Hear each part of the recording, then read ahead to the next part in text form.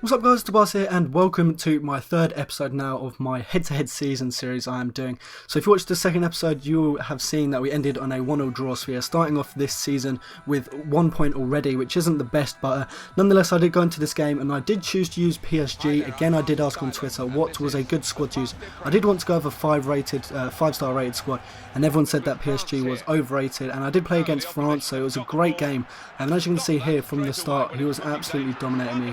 He should have scored there.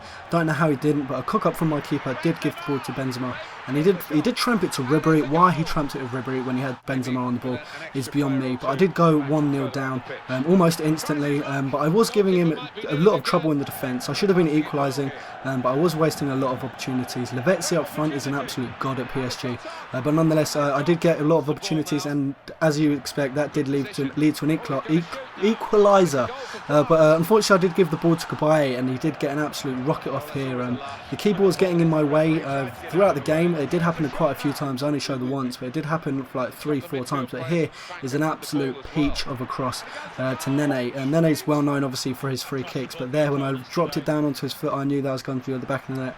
It was a bit of a trampy shot. It did just go along the floor, but as you can see, I absolutely dominated this guy. 9 shots, 9 on target, and somehow I only had 2 goals. So it was 2-2 at half time. But my keeper played a lovely ball here to Menez, and obviously Menez does have that pace. We did manage to get away from the centre backs, but that absolute pathetic shot there when the keeper fumbled it, I don't know how I didn't score there. But nonetheless, I made up for it 2 minutes later when Nene got ripped to the floor by his keeper. So I did stick Zlatan Ibrahimovic on the end of this one, and he obviously did put me into the lead. I believe that is 3-2. So things started going my way, especially when this guy stopped playing. I don't know why, but I did take the opportunity to score from it. If anyone just stops mid-game, I'm not going to wait for them to get back to their control or whatever they're going to do. Whatever he was doing, he might have just been pissed off about that penalty. So I did take that opportunity, and I did make it 4-2. And then here in the closing moments of the game, in the 83rd minute, Menez did get a rebound with the header. So that was an extra 3 points for us. So we were on to 4 points here. As you can see by the stats of that game there, I was absolutely smashing him. So we are on to 4 points here. We only need 2 more now to get out of the relegation zone, which wouldn't be too hard. So again, I was on my 5-star teams. I wanted to carry on the roll. So I did go with Real Madrid. I do prefer Real Madrid over Barcelona a lot. It was just a coincidence that I did come up against Barcelona. So here Di Maria should have buried that with that lovely little diving header.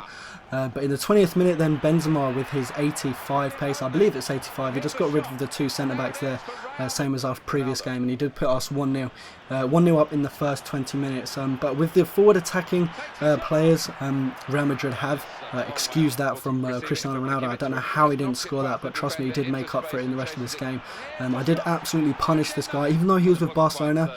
And we all know the likes of players that Barcelona have. He was absolutely shocking. Look, Benzema here, literally just dribbling past the 2 centre-backs and the whole of the defence, and he was still giving the keeper all sorts of trouble. But I did win a penalty here, which I did feel bad for the guy, because as I showed in that replay, I don't know what he did. He didn't even make a tackle, it just fell over and I was given a penalty. But obviously I stuck Cristiano Ronaldo on the end of it, which put me 3-0 up, and we hadn't even had 40 minutes. So I was absolutely smashing him. Ozil here, absolutely beautiful drag back there. The keeper went to the ground to try and grab the ball, so I just dragged it back, took it around the keeper and just buried it. So that was 4-0 at half time. So this game was extremely easy, yet somehow, as I said in my second episode, I always managed to punish players in my first half, and in the second half it does feel like a different player is playing against me. So he did get 4-1 there, and a lovely finish by Messi on the left foot, obviously with his curl, and finishing, he did get that one in. So he did end it at 4-2, nonetheless we did get an extra 3 points there. So this season was doing us a lot of favours. 2 games into this episode and we are already on to 7 points. But I did choose Anzi then for my third and final game this episode, and I did come up against RSC Anderlecht, I believe that's how it's pronounced. I'm not 100%. And unfortunately I don't like to say it, but this is the one and only game this season, this series so far, where I actually believe I was absolutely punished and trolled online. A lot of these goals you can see here, that first one was a rebound header, that second one was a terrible touch by my keeper, and again this he just completely, I wouldn't even say outplayed me, because he just got extremely lucky. The stats were fairly even, 3-0 at half time, but if you look at the stats that are coming up on your screen now, I had 3 shots on target which could have easily been 3 goals. I had the majority of possession, but things just weren't going my way. I did win a penalty here with Eto, he did get taken down in the box, that wasn't wasn't Eto'o, but I do stick Eto'o on the penalty here, obviously. And he did bury it in the top corner. I thought it went into the bottom corner. So that did bring it to 3-1 in the 50th minute. But as you can see in these replays, these highlights here, things just weren't going my way whatsoever. I got a 1-on with the keeper here. If anyone has a 1v1 of a keeper, no matter what rated the player is, they should always almost guaranteed bury it. Here then, I don't know what happened there. He should have just headed that straight into the back of the net. So that should have easily been 3-0. But unfortunately, we did take a smashing of defeat here. So we did end that at 3-1. So we got no points. But we've still been...